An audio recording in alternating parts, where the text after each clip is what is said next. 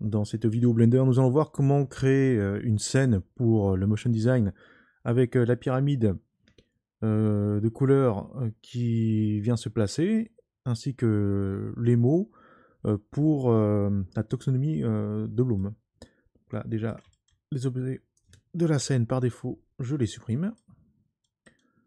Je vais créer la pyramide. Donc, Shift A, Mesh et Cône. Je clique sur Cône. Donc, par défaut, j'ai un cône avec 32 faces en dessous. Alors attention, ne déplacez pas le cône. En bas à gauche, nous avons donc accès aux propriétés de l'opérateur qui va créer le cône. Si vous déplacez le cône ou si vous faites autre chose juste après, cet opérateur, ce petit menu en bas à gauche disparaît. Donc là, actuellement, nous avons 32 faces. Donc là, je vais réduire le nombre de faces. Voilà, et je vais mettre 4 en fait. Hop, je mets 4, entrée.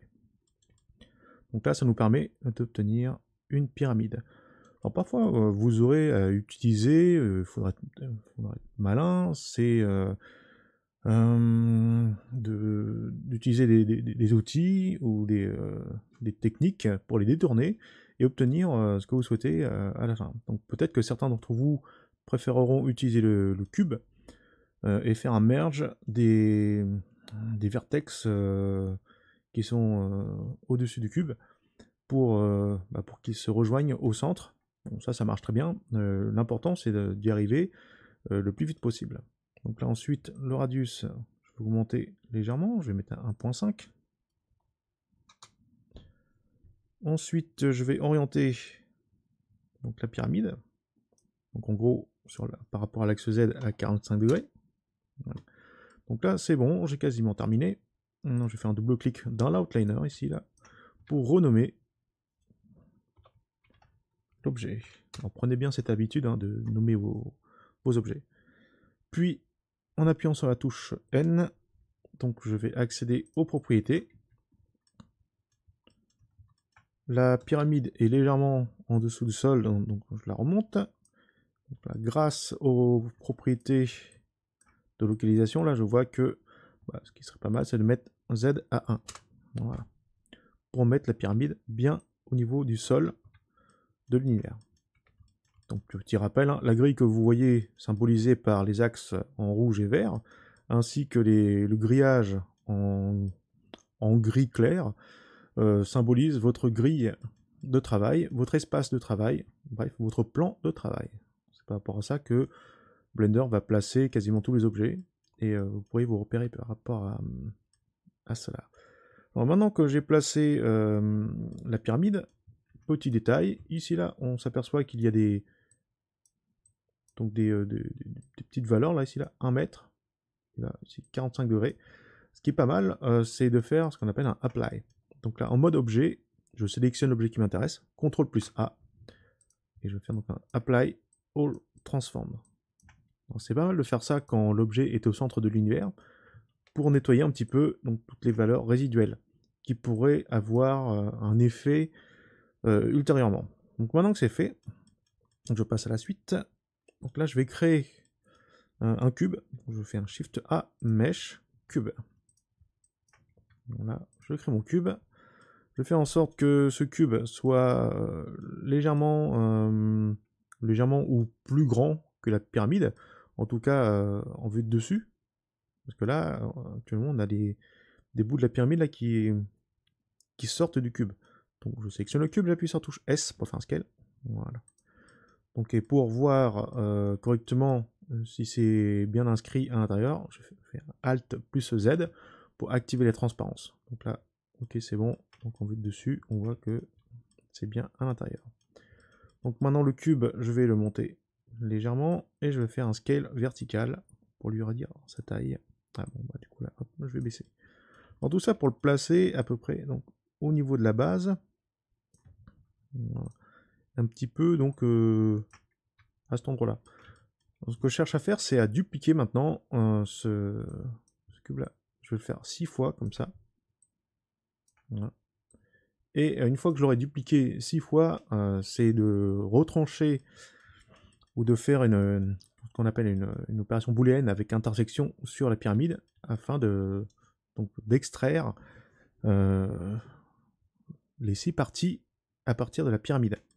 Alors cette méthode a le mérite d'être assez rapide quand on a l'habitude et surtout d'être procédurale. C'est-à-dire d'être adaptative par rapport à ce que l'on a besoin. Donc là, je sélectionne ce cube, je clique sur l'onglet Modifier, symbolisé par la clé à molette. Ensuite, Add Modifier. Là, ce que je veux, c'est générer donc d'autres formes de ce type-là. Voilà.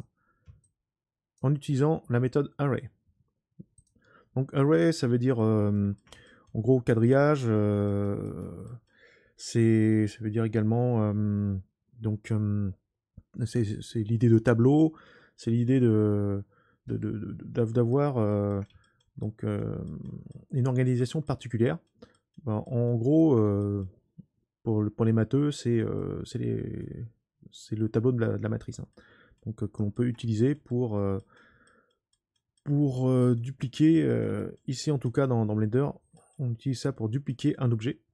Donc une fois que j'ai appliqué le modifier array, il y a le count ici là qui va comptabiliser la forme de base plus les clones. C'est-à-dire donc forme de base, forme d'origine, plus le clone. Donc là ça fait 2. Je peux faire 3, 4, 5, 6, ainsi de suite. Donc là, Blender va recopier la forme originale, donc au nombre de fois qu'on lui a demandé, avec l'original. Ensuite, il faudra définir le sens, la direction de duplication. Donc actuellement, le facteur est sur X, c'est-à-dire donc que la duplication va se faire par rapport à l'axe X, l'axe en rouge, qui est ici. L'axe X. Donc comme l'axe X ne nous intéresse pas, donc là, je vais mettre facteur X à 0. Par contre, je vais augmenter le Z. Voilà. Donc en augmentant le Z, là j'ai bien mes copies. Donc on peut mettre plus si on veut. Bon, moi ce qui m'intéresse c'est 6 parties pour respecter donc le graphe avec la taxonomie de Bloom. Ensuite, là ce qui serait pas mal, voyons voir, est-ce que c'est bien séparé? Oui, là c'est bien séparé. Donc là il y a le petit interstice, hein, une petite séparation qui va donner un effet un petit peu plus esthétique et design à notre pyramide. Et là, on se rend compte que là, il y a un petit problème, même si c'est à 6, donc on a 6 parties en tout, là, le dernier bloc est trop haut. Donc là, toujours avec la sélection, je vais utiliser le scale pour réduire la taille en hauteur de l'objet original, et cela va avoir une répercussion sur les clones. Donc les clones vont se déformer et vont se recopier par rapport aux dimensions et aux transformations de l'original. Donc là, je vais faire en sorte que en bas, ce soit un petit peu plus bas que le sol, et pour le dernier bloc, qu'il dépasse le sommet de la pyramide. Voilà, comme ça. Voilà, ça c'est très bien. Ok. Donc là, je peux tourner autour de la scène. Voilà. Moi, je commence à avoir un petit peu le résultat. Donc pour ceux qui n'ont pas l'habitude, on va voir dans quelques instants comment créer cette extraction. Donc pour l'extraction, pour aller plus vite, on peut sélectionner la pyramide directement. Je viens toujours sur l'onglet Modifier, Add Modifier, Generate, et là il faudra venir sur Boolean. Hop, je clique sur Boolean. Dans le modifier Boolean de la pyramide, donc en gros là, Blender nous demande, ok, je vais prendre la pyramide et je vais faire quelque chose sur la pyramide avec un autre objet. C'est quoi l'autre objet? Bon, là, on n'a pas trop le choix, là, il n'y en a qu'un seul autre. Donc je clique sur la pipette qui est là. Et ensuite, je clique sur mon array de cubes. Et là, on observe tout de suite quelque chose de particulier. Donc là, on s'aperçoit que dans le résultat final, donc là, si je cache les cubes, donc le système là Blender nous a fait une sorte d'extraction Sauf qu'il a fait quelque chose de très, très particulier. Donc là, il a fait une différence. Donc c'est-à-dire qu'il a pris à la base donc la pyramide, à laquelle donc il a pris la pyramide, il a retiré donc, les cubes, donc, et ce qui nous donne le résultat suivant, c'est-à-dire le vide qu'il y avait entre chaque espace. Bon, moi, c'est pas ce qui m'intéresse. Moi, ce qui m'intéresserait, c'est plutôt d'avoir l'inverse. Moi, je veux les parties qui sont dans le cube. Donc, à l'intersection de la pyramide et des cubes. Nous avons un bouton là qui nous intéresse, qui s'appelle Intersect. Donc, si je clique dessus, voilà ce qui se passe. Donc, maintenant que j'ai ça, je peux cacher donc, le cube. Et voilà. Hop. Donc, je fais Alt Z. Donc, en faisant mon Alt Z, maintenant, je vois le résultat final. Voilà. Donc maintenant que j'ai ça, donc c'est à vous de voir ce que vous voulez faire avec. Mais généralement, si vous voulez travailler donc, pour l'animation motion design avec ce genre de scène, il vaut mieux donc faire ce qu'on appelle un apply. Et par la suite, on pourra séparer les différents objets. Si vous ne le faites pas, l'objet sera procédural et sera dépendant de son modifieur. Donc là, tout simplement, ce qu'il faut faire, je clique ici, là, sur le menu du modifieur, puis Apply. Ou alors, on peut faire directement CTRL A. Et là, je peux demander ensuite de faire un... Alors, normalement, c'est Visual Geometry to Mesh. Voilà. En faisant ça, donc nous avons ici, là, le modifieur qui a disparu, qui a été appliqué. Donc maintenant, la pyramide est un objet à part entière. Et nous n'avons plus besoin des cubes qui sont là. Donc là, je peux le supprimer par exemple, en supprimant. Donc là, la pyramide conserve son aspect final. Pour continuer la préparation, maintenant, moi ce que je veux, c'est que cette pyramide puisse être manipulée bloc par bloc. Donc pour cela, je passe en mode Edit, avec la touche Tab. Je sélectionne ou pas tous les éléments. De toute façon, on s'en fiche. On pourra faire un clic droit. Et normalement, il y a donc l'option ici là, Separate by Loose Part. By Loose Part. Donc en faisant ça, en repassant en mode objet, donc on s'aperçoit de deux choses.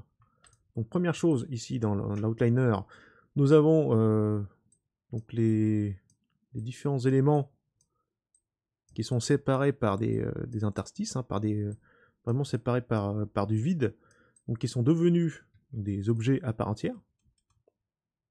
Voilà. Et deuxième chose maintenant, c'est que je peux sélectionner chaque élément et les déplacer de manière complètement indépendante. Et ça en mode objet. Quand on veut faire de l'animation, on ne fait pas ça en mode édition. Voilà. Donc maintenant que on s'est créé correctement, donc maintenant là, ce qu'on peut faire, c'est laisser les noms, c'est plutôt pas mal.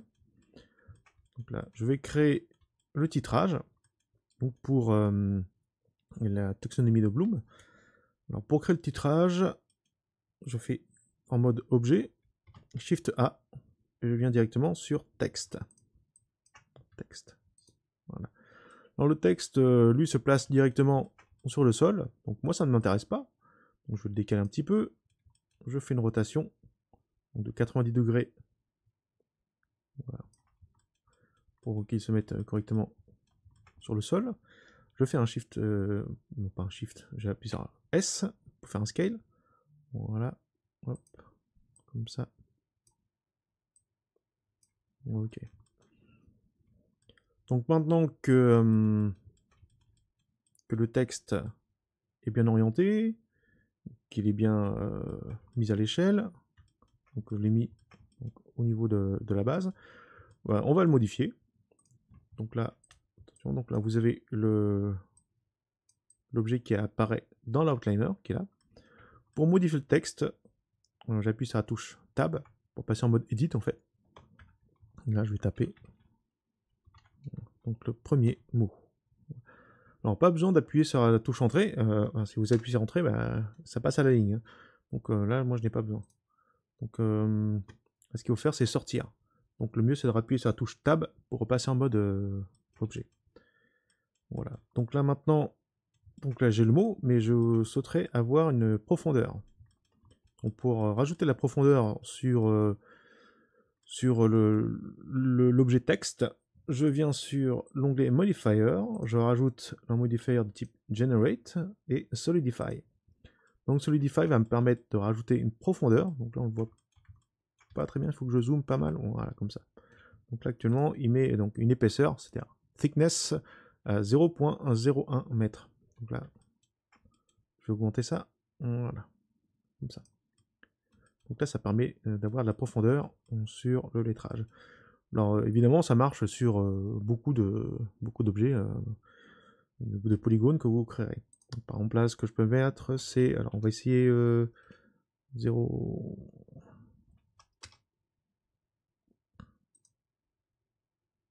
Ah. Je vais mettre 0,5. Bon 0,5 c'est pas mal, c'est bien. Pas besoin de plus. Ok. Ok, donc maintenant il faut créer les autres lettrages. Donc là, ce qu'on pourrait faire, c'est faire un apply, mais bon, c'est pas nécessaire de faire un apply. Et en plus, si on veut aller plus vite, ce qu'il faudrait, je pourrais faire, c'est faire une duplication. Au lieu de refaire les mots un par un en réutilisant la même méthode. Donc, en faisant une duplication, ça va beaucoup plus vite. Donc je sélectionne simplement le mot, Shift D, D comme duplicate, et je déplace. Shift D, je déplace. Et là, je peux même faire un Shift R pour faire un repeat. Donc là, maintenant, je repositionne correctement mes mots. Voilà, hop, ça.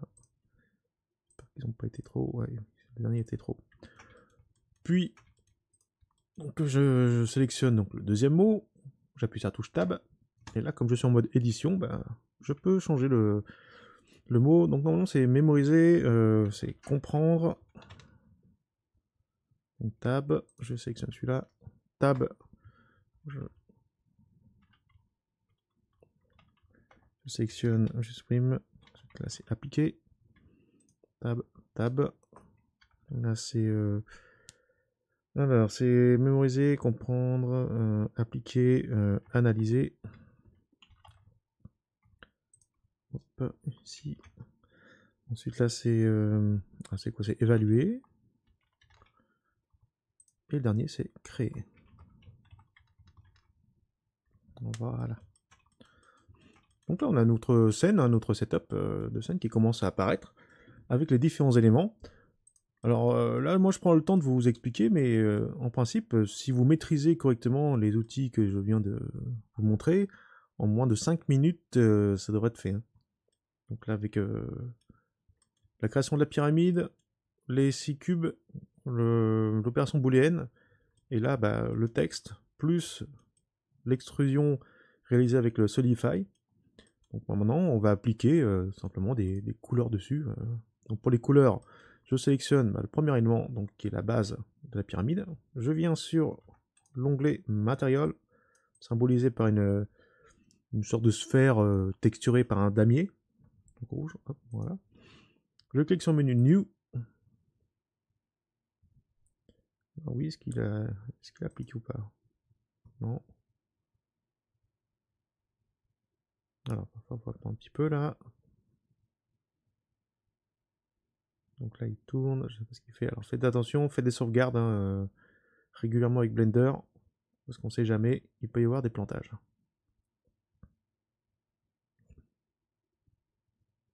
Voilà. Donc là, donc un matériel a été créé. Là, je peux cliquer sur l'onglet, le paramètre base color. Hop. Donc là, le disque de couleur par la colorimétrie apparaît. Donc il faut choisir ici là, la couleur et là l'éclairage. Donc pour si c'est plus clair ou plus foncé. Donc la couleur, bah, c'est du violet, il me semble. Hein. Voilà, du violet et violet foncé, un petit peu. Voilà, comme ça. Tac. Donc en changeant la couleur, là, on s'aperçoit que bah, ça n'apparaît pas dans le viewport. Simplement parce que ici, ouais, vous devez changer de mode dans votre viewport. Alors pourquoi est-ce que Blender affiche ça comme ça? C'est pour aller plus vite et faire des économies de calcul. Et vous verrez vraiment plus tard à quoi ça va servir, surtout quand vous aurez des scènes complexes. Si vous affichez des textures parfois, ou même parfois, c'est vraiment très souvent, dans les scènes qui sont lourdes, les textures, bah, ça prend du temps à afficher, ça peut être lent, ça peut faire chuter le taux de framerate. Donc là, je passe sur l'icône qui est là, c'est-à-dire Viewport Shading de type Material Preview. Pardon. En cliquant dessus, on attend encore un petit peu. Alors parfois Blender, entre chaque étape, hein, peut prendre du temps à vous afficher des choses. Donc maintenant, on voit la couleur qui apparaît, et là, on fait les réglages. Okay. Donc maintenant, là, je voudrais appliquer la même couleur, le même matériel sur mémoriser. Donc là, ici, là, deux techniques. Soit on sélectionne le mot, ensuite on clique sur, voilà, sur l'onglet qui est ici. Enfin, sur l'onglet, c'est le menu plutôt. Et on vient choisir le matériel violet qui est là. On peut faire ça comme ça. Bon, ça c'est bien quand on a deux ou trois objets. Mais quand on en a une dizaine, une vingtaine, voire une centaine, il faut être un petit peu plus stratégique. Et retenez bien la méthode parce qu'elle n'est pas du tout intuitive. Normalement, je sélectionne d'abord donc l'objet, le ou les objets que je veux rendre violet. Je sélectionne l'objet donc sur lequel il y a le matériel à la fin, en dernier. Puis je clique sur le menu déroulant ici là. Et je clique sur Copy Material to Selected. Donc ça permet d'aller un petit peu plus vite. Bon, c'est une petite manipulation à connaître. Donc pour appliquer un matériel déjà apparent sur un objet, sur plusieurs autres objets. Donc et ça c'est quelque chose d'assez courant dans Blender.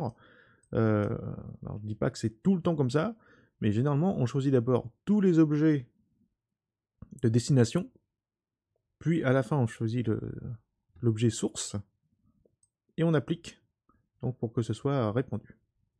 Donc maintenant je le fais pour le deuxième morceau. Alors deuxième morceau normalement il me semble qu'il est en bleu. Bleu comme ça, bleu un petit peu plus foncé. Okay. Donc là pareil, donc je sélectionne dans ce sens là, hop. Voilà. Bon, vous faites comme vous voulez, là comme il n'y a pas beaucoup d'éléments, enfin comme on veut. Alors ensuite ici, normalement c'est quoi ici déjà, il me semble que c'est en vert. Un petit peu comme ça. Voilà. Alors ce qui serait pas mal également, c'est ah oui, c'est la roughness ici. Le roughness, c'est ce qui permet d'avoir des effets plus ou moins plastiques. Donc là je vais mettre le roughness à 1 pour éviter d'avoir trop cet effet plastique, plastifié. Voilà. Et donc on s'aperçoit que évidemment quand on modifie donc un matériel, donc il se répercute sur tous les autres. Hein. Donc là pareil, allez on y va. Hop. On joue maintenant. Clique. Là ça va être en orange il me semble.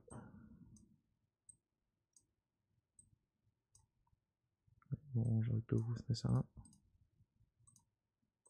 Et le dernier c'est en rouge. Je peux faire l'inverse, je peux mettre sur créer. Voilà. Tac. Voilà.